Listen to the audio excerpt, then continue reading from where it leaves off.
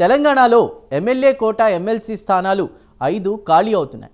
వాటి ఎన్నికల స్కెడ్యూల్ కూడా విడుదలై ఖచ్చితంగా ఆ 5 స్థానాల్లో 4 కాంగ్రెస్ మద్దతుదారులకు దక్కనున్నాయి. ఆ 4 స్థానాల కోసం ఏకంగా 40 మంది వరకు కూడా ఆశావహులు క్యూ కడుతున్నారట. ఇప్పటి వరకు అవకాశం రాని నేతలు, ఎన్నికల్లో పోటీ చేసి ఓడిపోయిన నేతలు, సీనియర్లు ముమ్మర ప్రయత్నాలు చేసుకుంటున్నారు. పార్టీ మాత్రం త్యాగధనులకే అవకాశమని చెప్తున్నప్పటికీ అంతమంది ఆశావహులు పోటీ పడుతుండడం అధిష్టానానికి తలపోటుగా మారిందట.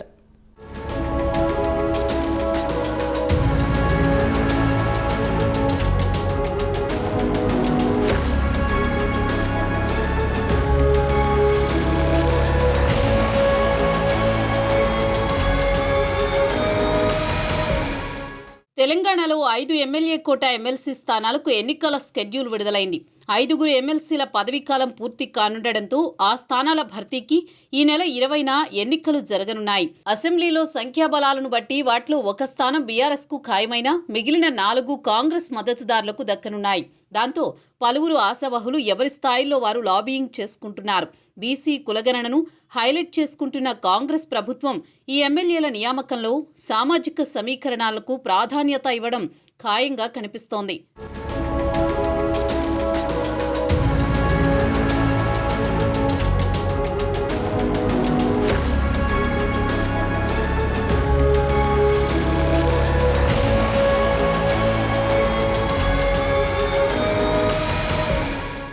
అసెంబ్లీలో కాంగ్రెస్ సంఖ్యాబలం ఆధారంగా ఎమ్మెల్యే కోటా కింద ఉన్న 5 ఎమ్మెల్సీ స్థానాల్లో కాంగ్రెస్ 3 స్థానాలను సులభంగా గెలుచుకోగలదు.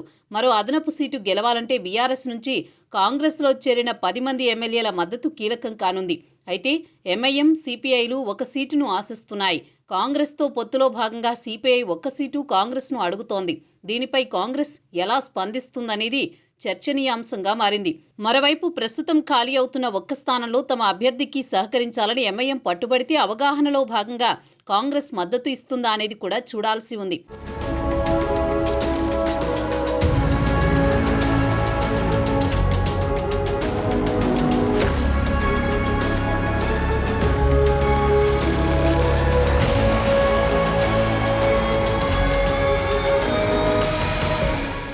కాంగ్రెస్ ఈ ఎమ్మెల్సీ అభ్యర్థుల ఎంపికకు సంబంధించి గాంధీభవన్లో విస్తృత స్థాయి సమావేశం నిర్వహించనుంది.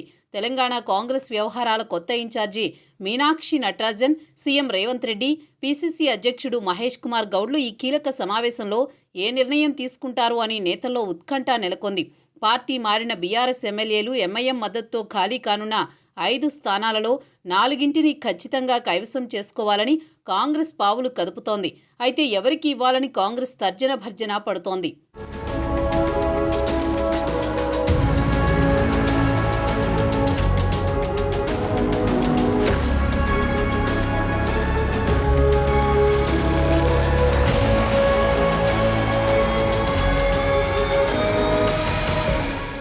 మొత్తం మీద 4 ఎమ్మెల్సీ స్థానాలకు తీవ్ర పోటీ నెలకొందని చెప్పొచ్చు. ఎందుకంటే కాంగ్రెస్ అధికారంలోకి రావడానికి కష్టపడ్డవారు కావచ్చు, కార్పొరేషన్ పదవులలో అవకాశం రానివారు, పార్టీ పదవులలో చోటు దక్కనివారు, ఇలా చాలామంది ఆశలు పెట్టుకున్నారు. అన్ని జిల్లాల్లోని సీనియర్ నేతలు పాత కొత్త భేదం లేకుండా అందరూ సీరియస్గా ప్రయత్నాలు ముమ్మరం చేస్తున్నారు. ఎన్నికల్లో పోటీ చేసి ఓడిపోయిన వారికి ఏడాది వరకు ఎలాంటి అవకాశం లేవని పార్టీ కండిషన్ పెట్టింది. కానీ ఇప్పటికే ఏడాది పూర్తయింది కాబట్టి వారు కూడా రేసులోకి వస్తున్నారు.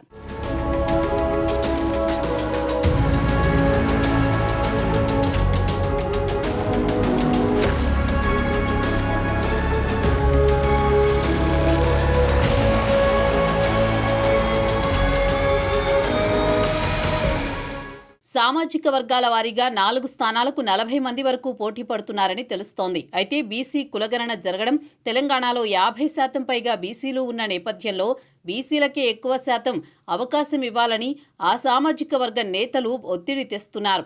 ఎస్సీలకే అవకాశం ఇవ్వాలని ఆ సామాజిక వర్గ నేతలు పట్టుబడుతున్నారు.